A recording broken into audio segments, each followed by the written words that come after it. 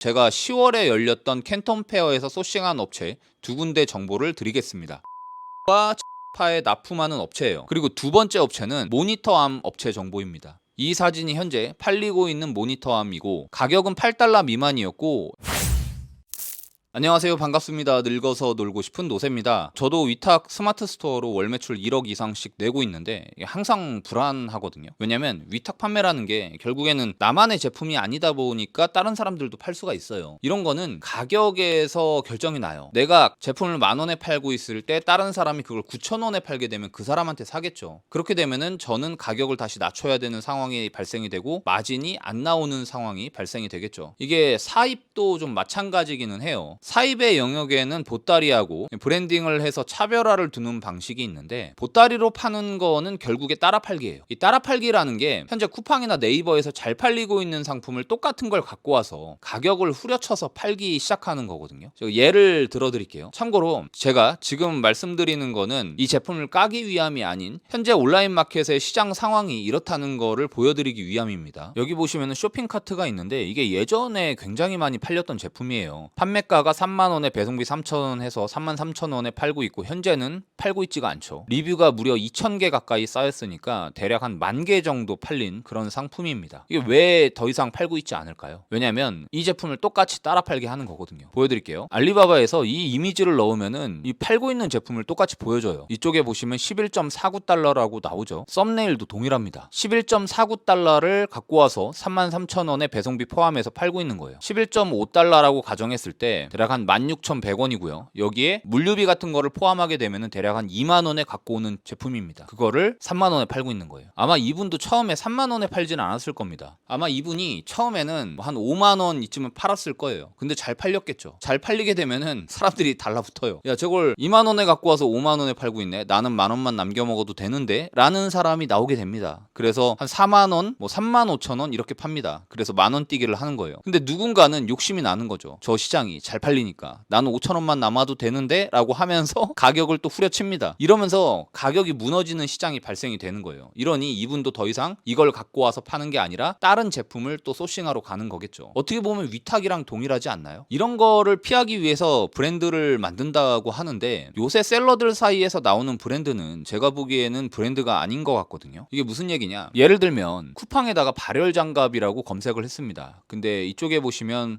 탭 터치 방안 털 장갑이라고 나오잖아요. 아마 탭이라는 브랜드를 본인이 만드신 것 같아요. 근데 어느 누구도 이거를 브랜드로 인정해 주지는 않을 것 같거든요. 그러면서 이런 문구를 달아두죠. 탭 온라인 공식 판매처입니다. 다른 데서 구매하면 AS도 받을 수 없다. 이런 식의 문구입니다. 근데 이런 거를 브랜드라고 보기에는 좀 애매하잖아요. 자고로 브랜드라 불릴 것이라면 브랜드다운 것이 필요하지 않을까요? 브랜드답다는 건 누구나 그 브랜드의 이름을 들었을 때 와, 그거는 인정이지 라는 분위기가 형성이 돼야 될 거예요. 그렇게 됐을 때 이 브랜드의 제품을 다른 사람이 똑같이 따라 판다 할지라도 그 브랜드의 제품을 힘과 신뢰를 믿고 구매를 하겠죠. 물론 이런 브랜드를 만든다는 것이 상당한 시간과 돈이 필요합니다. 브랜드라 불리우기에는 아직 부족해 보이긴 하지만 그래도 브랜드로 가고 있는 제품에 대해서 좀 알아볼게요. 지금 생각나는 이름은 플리오가 있습니다. 플리오는 마사지기로 굉장히 유명해졌어요. 매출을 보시면은 2022년도에 연매출액이 56억이었다가 2023년 작년 연매출액이 570억에 육박합니다. 10배의 성장을 한 거죠. 최근에는 소녀시대 유나를 모델로 기용을 해서 엄청난 마케팅을 하고 있는데 2024년도 연매출은 1,000억을 돌파할 것이라는 예측이 나오고 있어요. 그리고 최근 여행용 캐리어 시장을 휩쓸고 있는 리드볼트라고 있습니다. 이 리드볼트 캐리어 회사는 2023년도 연매출이 57억, 최근에 가파르게 매출이 상승하면서 연예인들 협찬까지 이어지고 있고 2024년 연매출이 500억을 돌파할 것이라는 예측이 나오고 있습니다. 심지어 이 회사는 자본금이 1,000만 원이었어요. 그리고 루메나라는 회사를 아시나요? 이 회사는 선풍기도 팔고 있고요.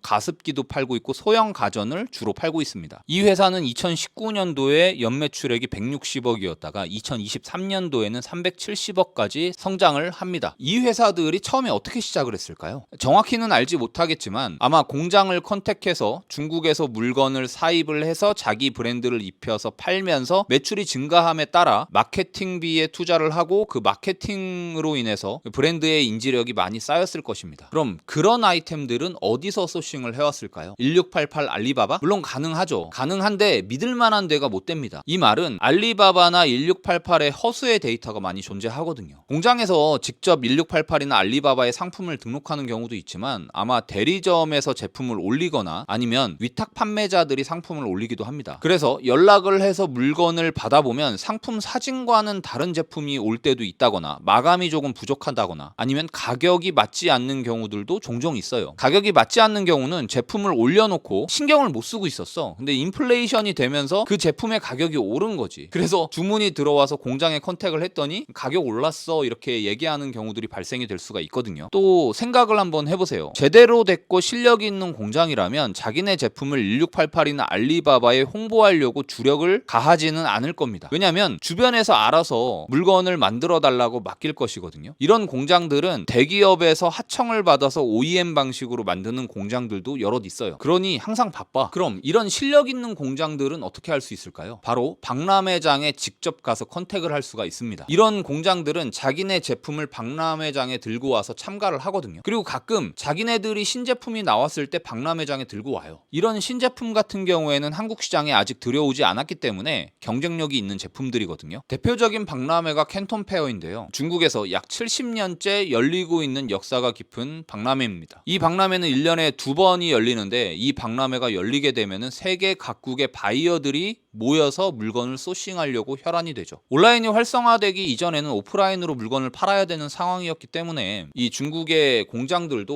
오프라인 매장을 몇 개 갖고 있는지를 굉장히 중요시 여기었어요. 그 말은 개인 셀러들을 별로 취급을 안 했다는 거죠. 하지만 이제는 그들도 알아요. 온라인으로 어쩌다가 물건 하나가 대박 터지면 엄청나게 팔린다는 것을. 그렇기 때문에 우리 같은 개인 셀러도 그런 큰 박람회에 가면은 대접을 해줍니다. 네이버나 쿠팡 로켓크로스로 도매국이나 1688이나 알리바바 같은 제품에서 소싱해서 따라 팔기에 지치신 분들이라면 캔톤 페어에 참가해서 나만의 브랜드가 될 수 있는 제품을 소싱하는 것도 새로운 방법일 수 있습니다. 그럼 여기까지 긴 시간 시청하신 시청자분들을 위해서 제가 10월에 열렸던 캔톤 페어에서 소싱한 업체 2군데 정보를 드리겠습니다. 첫 번째는 플리오와 제스파에 납품하는 업체예요. 이 업체에 제품이 관심이 있다면 업체 이메일로 연락을 해서 아니면 위챗으로 연락을 해서 카탈로그를 달라고 한 다음에 그 카탈로그를 보시고 제품 가격을 문의를 하고 소싱을 하시면 될 겁니다. 그리고 두 번째 업체는 모니터암 업체 정보입니다. 네이버에서 현재 싱글 모니터암을 29,000원에 배송비 포함해서 팔고 있는데 이 제품하고 똑같았어요. 이 공장이 이 업체에 납품하는지는 정확하게 모르겠지만 제가 중국 캔톤 페어에서 눈으로 보고 손으로 만져보고 확인한 결과 정확하다고 느꼈습니다. 이 사진이 현재 팔리고 있는 모니터암이고 영상에서 나오는 제품이 중국 박람회장에서 제가 보고 온 제품입니다. 확실히 견고했고 마감이며 품질이며 상당한 수준이었어요. 가격은 $8 미만이었고 MOQ도 300개로 처음에 접근하기에는 굉장히 괜찮은 수준이었습니다. 그리고 이 제품은 네이버 기준 판매가가 59,000원이었으며 중국에서의 가격은 $15 미만이었습니다. 그리고 이 공장은 박람회 부스를 거의 한 8개에서 10개 정도를 합쳐서 사용하고 있었어요. 이거는 상당한 규모의 공장이라고 볼 수가 있거든요. 왜냐하면 영세한 공장 같은 경우에는 되게 하나의 부스만 나와요. 왜냐하면 그 부스 참가 비용이 너무 비싸기 때문에. 이 업체의 제품과 똑같은 제품이라고 해도 어떻게 마케팅을 하고 어떻게 풀어나갈지가 관건이기는 해요. 근데 저 같으면은 이런 전략을 쓸 것 같아요. $8 미만의 싱글 모니터를 MOQ 300개를 갖고 와서 저마진으로 팔면서 브랜드의 이름을 알리는 데 주력할 것 같습니다. 왜냐하면 29,000원에 팔고 있는 제품과 완벽하게 같은 제품이기 때문에 분명히 그 가치를 소비자들도 알아볼 거예요. 그러면 가격 대비 품질이 좋다 하면서 리뷰가 달리면서 점점 잘 팔리겠죠. 이렇게 되면은 분명 리오더를 넣으면서 공장 담당자와 친해지게 될 겁니다. 그 중국의 직원 같은 경우에는 당연히 많이 사주는 업체가 좋은 업체예요. 그렇게 계속해서 리오더를 넣으면서 친분을 쌓고 있다가 신제품이 나왔을 때 그 제품을 누구보다 발빠르게 갖고 와서 판매를 하면서 브랜드에 대한 인지도를 확실하게 굳히기 들어가는 거죠. 아니 근데 물론 이게 제 맘대로 된다는 보장은 없어요. 그렇다 한들 처음에 $8 미만 이만 MOQ 300개 갖고 오는데 부피도 작기 때문에 그렇게 큰 돈이 들어가지가 않거든요. 해볼만 하지 않나요? 그리고 제가 중국에서 한국 돌아오는 비행기 체크인을 할 때 기다리잖아요. 그때 들은 얘긴데 제 뒤에 있던 분이 말씀하시는 걸 우연찮게 들었어요. 그분이 중국의 캔톤 페어를 왔다 갔다 하면서 물건 하나를 사입해서 팔기 시작을 했는데 그게 잘 팔려서 다양한 색상과 다른 제품도 또 갖고 와서 팔기 시작을 했고 연매출이 30억이 나와서 회사를 그만뒀다고 합니다. 지금까지 제가 한 얘기들이 아마 초보 셀러분들이나 전혀 온라인으로 물건을 팔아본 적이 없으신 분들한테는 막연하게 들릴 수가 있을 거예요. 제가 앞으로 직장인 이제 완전 초보 분들을 대상으로 해서 어떤 방식으로 시작을 해야 되고 어떤 방향으로 나가야 되는지에 대해서 천천히 컨텐츠를 만들도록 하겠습니다. 완전 초보분들도 의지만 있으면 다 하실 수가 있어요. 여튼